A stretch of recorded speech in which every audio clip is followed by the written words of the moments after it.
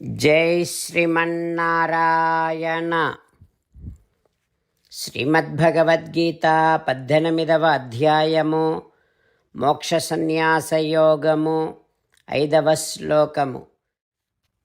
యజ్ఞదాన తపఃకర్మ నత్యాజ్యం కార్యం ఏవ తత్ యజ్ఞోదానం తపశ్చైవ పావనాని మనీషిణాం. ఓం. గీతాచార్యుడు శ్రీకృష్ణ పరమాత్మ అర్జునుడితో పాటు మనందరికీ మోక్ష సన్యాస యోగాన్ని ఉపదేశం చేస్తూ ఉన్నాడు. పరమాత్మ ఈ రకంగా అంటూ ఉన్నాడు, అర్జున, యజ్ఞము, దానము, తపస్సు వీటిని ఏనాడు విడిచిపెట్టకూడదు. వాటిని తప్పకుండా చేయాల్సిందే.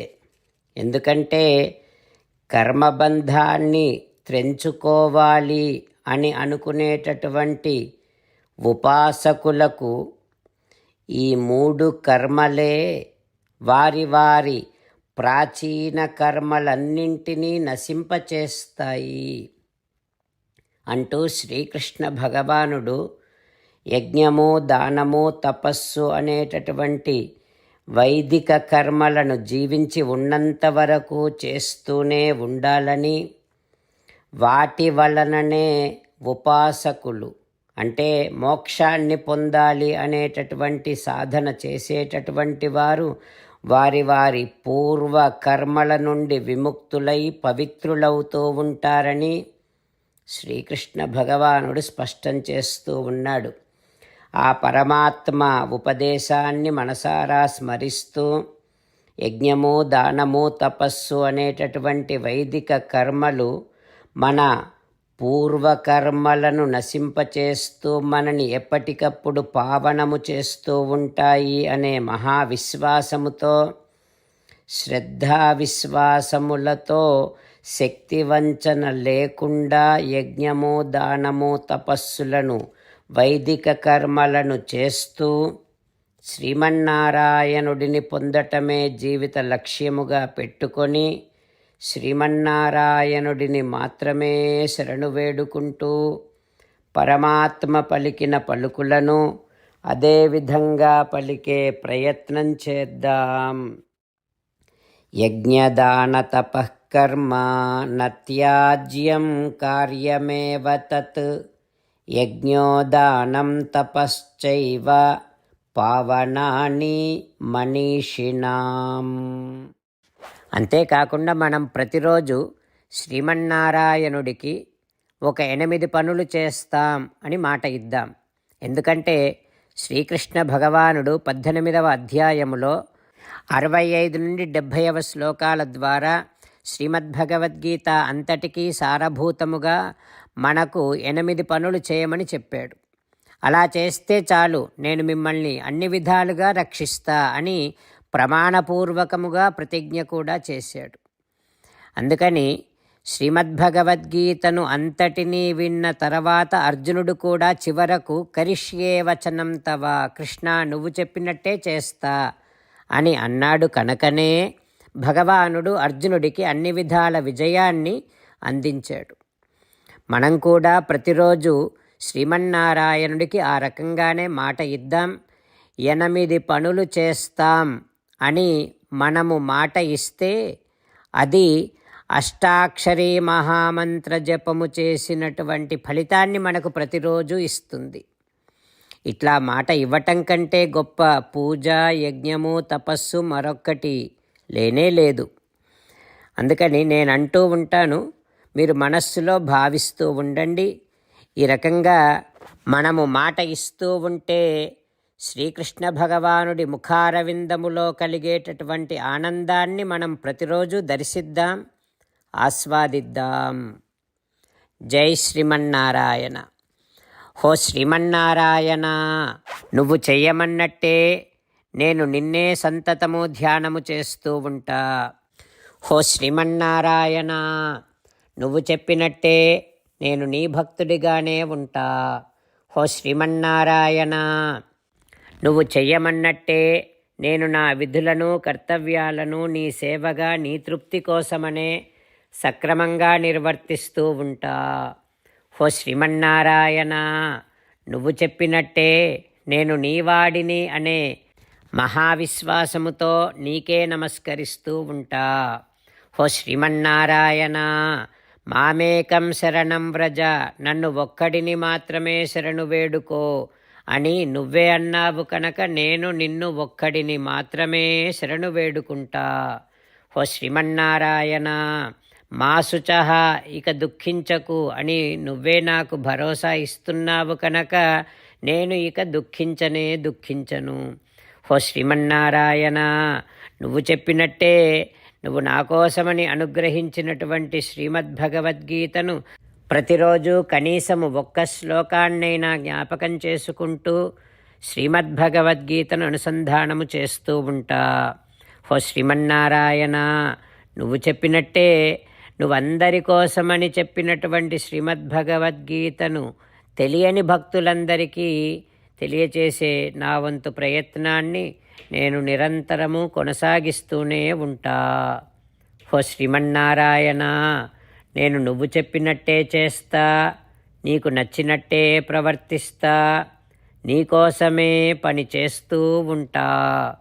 కరిష్యే వచనం తవ. ఇప్పుడు శ్రీమద్భాగవతాన్ని అనుసంధానం చేసుకుందాం. శ్రీమద్భాగవత గ్రంథానికి నమస్కారం.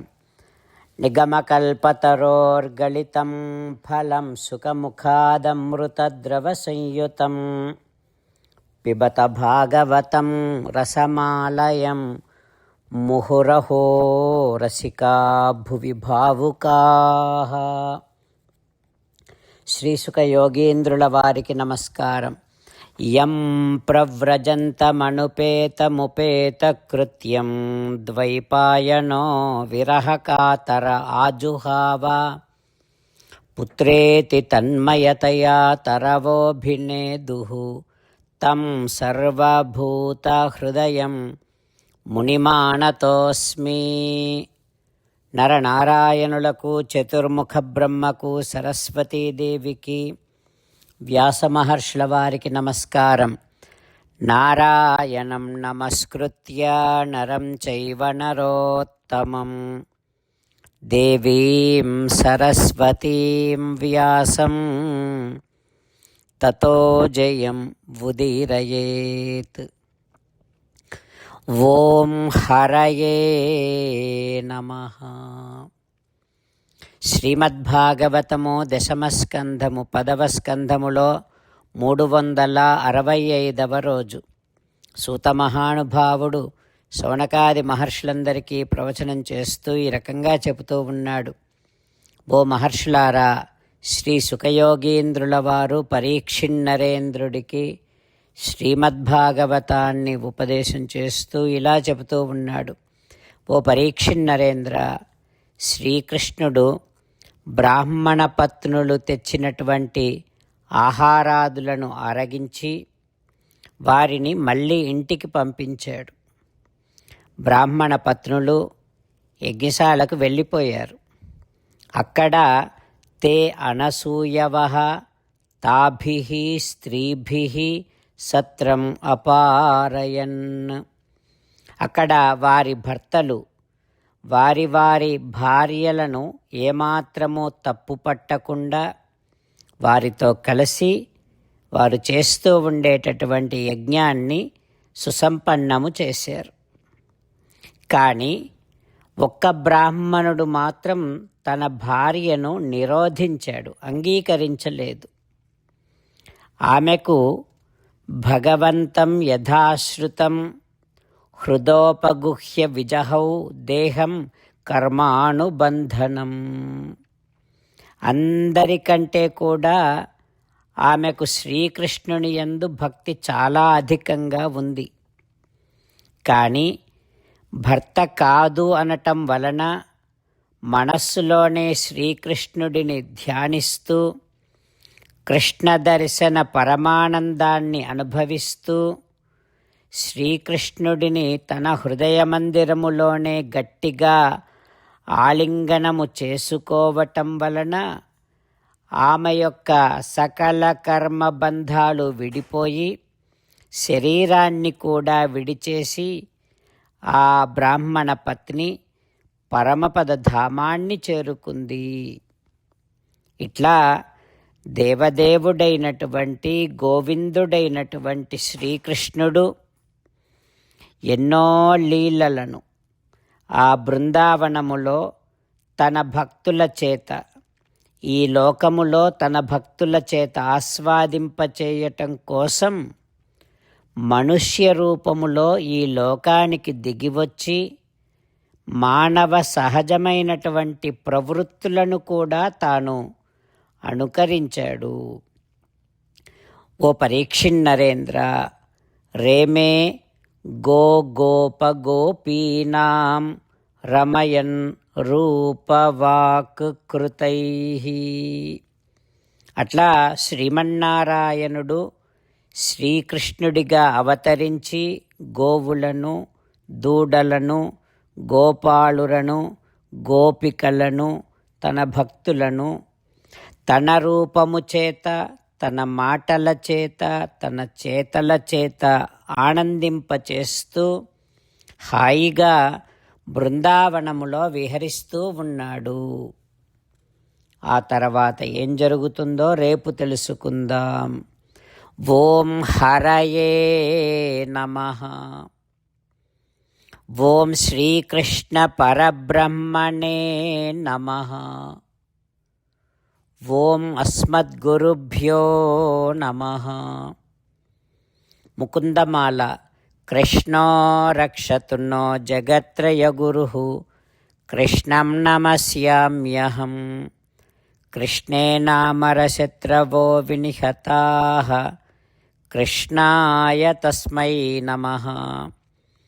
కృష్ణాదేవ సముత్థితం జగదిదం కృష్ణస్య దాసోऽస్మ్యహం.